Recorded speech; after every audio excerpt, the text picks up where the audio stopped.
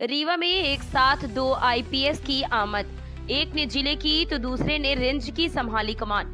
शनिवार को रीवा जिले में दो आईपीएस अधिकारियों ने पदभार ग्रहण किया। दोनों आईपीएस अधिकारियों ने पदभार ग्रहण करने के पहले रीवा शहर के न्यायाधीश कहे जाने वाले चिरौला मंदिर जाकर वीर बजरंगबली का आशीर्वाद लिया। उसके बाद अपने अपने दफ्तरों की ओर रवाना हुए। बताया जा रहा है कि दोनों आईपीएस अधिकारी मूलतः उत्तर प्रदेश के रहने वाले हैं। इसके पूर्व भी जिले की कमान संभाल रहे विवेक सिंह भी उत्तर प्रदेश के अयोध्या के निवासी बताए गए हैं। ऐसा माना जा रहा है कि मध्य प्रदेश के अंडर में उत्तर प्रदेश से आए दबंग अधिकारी सीमावर्ती प्रदेश होने के कारण भली भांति यहाँ की भौगोलिक स्थिति से परिचित है और यहाँ होने वाली संदिग्ध गतिविधियों से भी। सरकार ने एक बार फिर जोन और जिले की कमान देने में उत्तर प्रदेश से संबंध रखने वाले अधिकारियों पर भरोसा जताया है।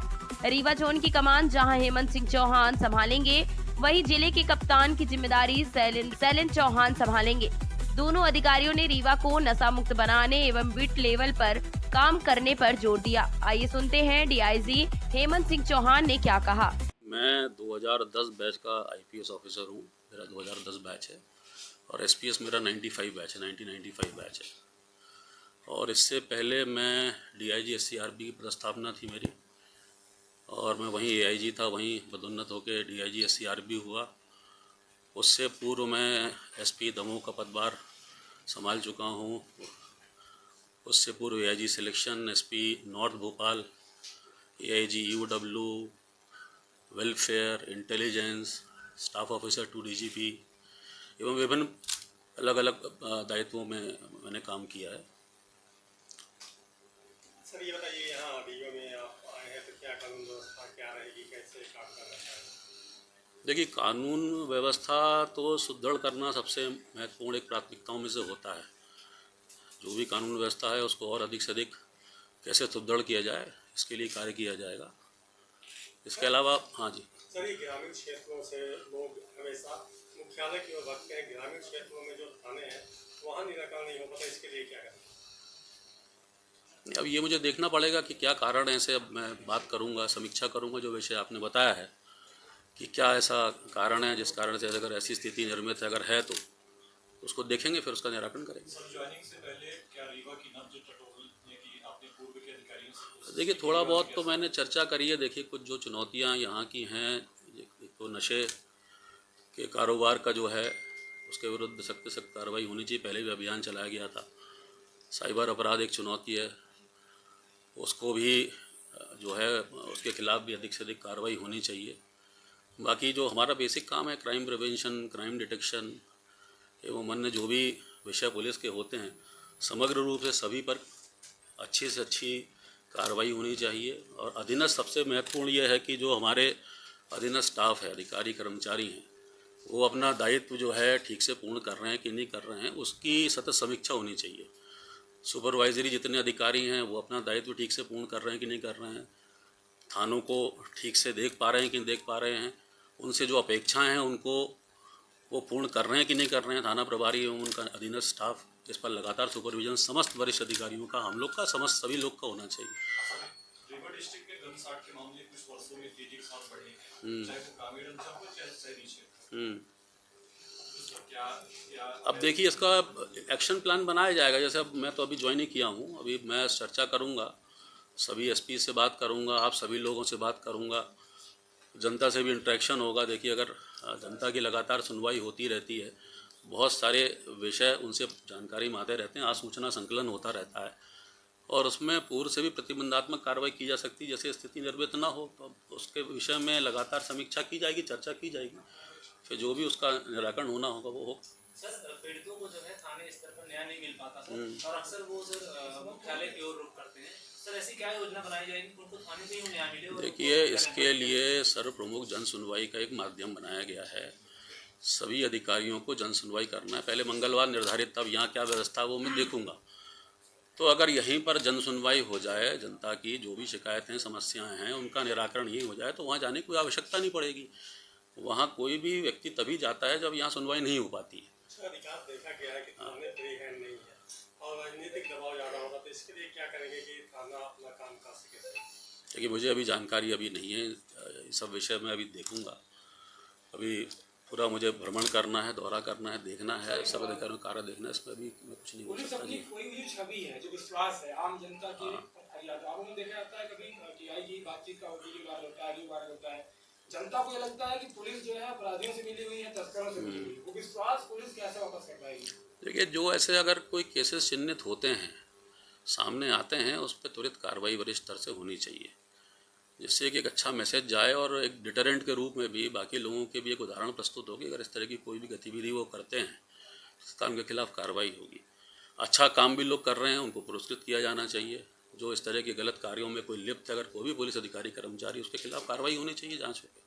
सर, नशे के खिलाफ कार्रवाई तो होती है, लेकिन फिर वो छूटते हैं अपराधी और फिर नशा का कारोबार करने लगते हैं। ऐसे लोगों को कैसे? अब ये देखिए, ये तो सतत प्रक्रिया है, इसमें तो लगातार कार्रवाई चलती रहनी चाहिए, उसकी मॉनिटरिंग होनी चाहिए कि अगर जैसा आप बता रहे हैं, एक अवधि के पश्चात भी जो भी रिहेबिलिटेशन सेंटर से बाहर निकल रहे हैं या जो लोग पकड़े जा रहे हैं, वो अगर छूटते हैं तो उनकी क्या स्थिति है, तो वो क्लोज मॉनिटरिंग ज़रूरी है। उसके लिए उसका फॉलोअप भी होना चाहिए।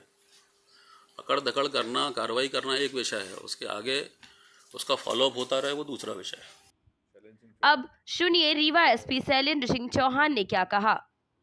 शैलेंद्र सिंह चौहान, मूलतः यूपी को बिलोंग करता हूँ और मैंने ग्रेजुएशन जो है वो इंजीनियरिंग में की है। उसके उपरांत मैंने प्राइवेट सेक्टर में जॉब करने के बाद यूपीएससी की तैयारी की थी, जिसमें भारतीय पुलिस सेवा का चयन होने के बाद छिंदवाड़ा और उज्जैन, दतिया, शाजापुर, खरगोन, भोपाल नॉर्थ, भिंड, मुरैना और उसके बाद ग्वालियर में एज कमांडेंट में अभी वर्तमान में पदस्थ था, जहाँ से अभी हाल में ही स्थानांतरित होकर यहाँ पे आज मैंने रीवा में पुलिस अधीक्षक का पदभार ग्रहण किया है। सर, रीवा के बारे में क्या क्या कानून व्यवस्था के लिए क्या करना चाहिए? देखिए, जो मेन फोकस है वो बेसिकली जो पुलिस की अपनी सबसे बेसिक पुलिसिंग होती है उस पे रहेगा कि जिसमें जो थाने हैं उनके जो प्रॉपर बीट वाले होते हैं, पुलिस का पूरा वर्क जो है वो इन्फॉर्मेशन पे होता है और उसके लिए जो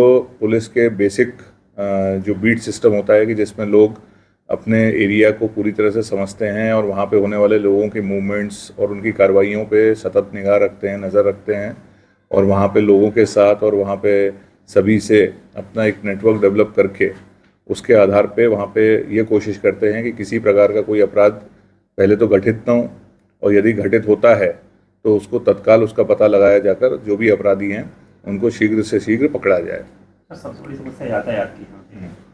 देखिए, यातायात की जो आप समस्या बता रहे हैं, तो अभी जैसे मैंने यहाँ पदभार ग्रहण किया है, एक बार पूरा यहाँ का जो रूट्स हैं, मेन रोड्स हैं, उसके अलावा जो उनकी कंट्रीब्यूटिंग रोड्स हैं जहाँ से ट्रैफिक्स आते हैं, छोटी गलियाँ हैं या बड़े रोड्स हैं, तो एक बार पूरा उसका ट्रैफिक का फ्लो समझने के बाद और कहाँ पे क्या बॉटलनेक्स हैं, कहाँ पे ट्रैफिक का जाम लग रहा है या कहाँ व्यवस्था खराब हो रही है, उसको देखते हुए किस प्रकार से उसको ठीक किया जा सकता है। और उसमें साथ ही साथ कई बार ऐसा होता है कि जो प्रशासनिक स्तर से भी कुछ उसमें चेंज करने का रहता है, तो वो हम संबंधित विभाग से भी उसके साथ सामंजस्य स्थापित करके प्रयास करेंगे कि व्यवस्था जो है वो बेहतर से बेहतर स्थापित। महिला अपराध भी यहाँ ज़्यादा से ज़्यादा आते हैं जी, जैसे महिला अपराध है या जो हमारा नाबालिग बच्चे बच्चियों से संबंधित अपराध होते हैं या फिर जो हमारे SC ST से रिलेटेड क्राइम जो होते हैं, ये सभी हमारे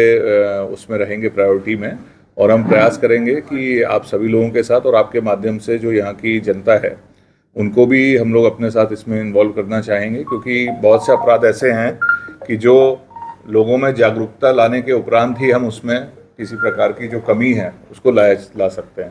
सर, यहाँ थाना स्तर पे जो ग्रामीण क्षेत्र के थाना स्तर वहाँ निराकरण नहीं होता, अधिकारियों के कार्यालय में काफ़ी भीड़ होती है, तो इसको कैसे सुधार करेंगे कि वही स्तर पे वहाँ काम हो जाए उनका? देखिए, प्रयास करेंगे कि जो हमारे थाने हैं, थाना बेसिकली हमारी सबसे मेन यूनिट है पूरे पुलिस सिस्टम की और हमारा फोकस जो मैंने आपको बताया बेसिक पुलिसिंग के माध्यम से यही रहेगा कि थानों में जो भी फरियादी आते हैं और जिनकी भी ऐसी शिकायतें हैं कि जो थाना स्तर पर जिसको एड्रेस किया जा सकता है और जो होनी चाहिए, तो उसमें भी हमारा फोकस रहेगा कि वो वहीं के वहीं उसका निराकरण हो जाए। यदि उसके उपरांत सारी प्रक्रिया करने के बाद यदि फरियादी संतुष्ट नहीं होता है और वरिष्ठ कार्यालय आता है तो अलग बात है। बट यदि उसकी कोई कार्यवाही ऐसी थी जो अपेक्षित थी और जो थाने पे संभावित थी और यदि नहीं हुई है तो फिर उसमें प्रॉपर जांच करके कार्रवाई की जाएगी कि ये इसका यहाँ पे आना किस वजह से हुआ है। मेडिकल नशा काफ़ी चैलेंज है पुलिस के लिए, क्योंकि नाबालिग भी इन्वॉल्व रहते हैं, महिलाएं भी इन्वॉल्व रहती हैं, तो इसको कैसे? देखिए, बिल्कुल आपने जो नशे के बारे में समस्या बताई है, नशा न केवल अपने आप में एक समस्या है बल्कि अन्य कई समस्याओं की भी जड़ है। और बहुत सी जगहों पे हम लोगों ने ये देखा है कि जो नशा करने वाले होते हैं फिर वो नशे के अपने उसके प्रबंध के लिए या उसके नशे के उसमें असर में वो कई बार कई अन्य अपराधों को भी अंजाम देते हैं। तो बिल्कुल हमारा इसमें भी फोकस रहेगा और इस एरिया में, जैसा आप सभी से मुझे चर्चा के माध्यम से भी पता चला और यहाँ का जो हम लोगों की पुलिसिंग उसमें भी हम लोग को इन्फॉर्मेशन है कि यहाँ पे नशे का एक डिफरेंट टाइप का नशा जो है जिसका यहाँ पे स्पेसिफिकली यूसेज होता है, तो उसका भी हम लोग अपना पता लगा कर कि वो कैसे सप्लाई होता है और उसकी जड़ में जाकर कि कहाँ से वो किस तरह से हो रहा है सप्लाई, और प्रयास करेंगे कि उसमें स्टर्न कार्रवाई करें कि जिससे कोशिश तो यही रहेगी कि वो पूरी तरह यहाँ से समाप्त हो जाए। बाकी अब हम प्रयास करके देखेंगे कि कितना हम उस पर सफल होते हैं। सर, फरियादों में 181 में ज़्यादा शिकायतें होती हैं, उसका कैसे समाधान है? देखिए, समस्याएं चाहे वो 181 में लगें, चाहे वो हमारे पास आएँ या वो किसी वरिष्ठ कार्यालय जाएँ, हम सभी समस्याओं को गंभीरता से लेंगे। अकेले ऐसा नहीं है कि सिर्फ 181 को लेंगे, सभी समस्याओं को लेंगे। और कई बार ऐसा होता है, आपने भी देखा होगा कि वही समस्या जो है वो अलग अलग जगह हमें दिखती है। मेरे पास भी आती है एज एसपी और फिर हमारे वरिष्ठ अधिकारियों के पास भी जाती है, वही फरियादी 181 पे भी लगाता है। तो हमारा प्रयास यही रहेगा कि हम हर शिकायत को गंभीरता से, निश्चित रूप से 181 हमारी प्रायोरिटी में रहेगा, बट ये रहेगा कि जितना जल्दी हम जिस समस्या को एड्रेस करें और कोशिश करें कि वो पहले ही स्तर पर निराकृत हो जाए जिससे फरियादी को 181 में ना लगाना पड़े।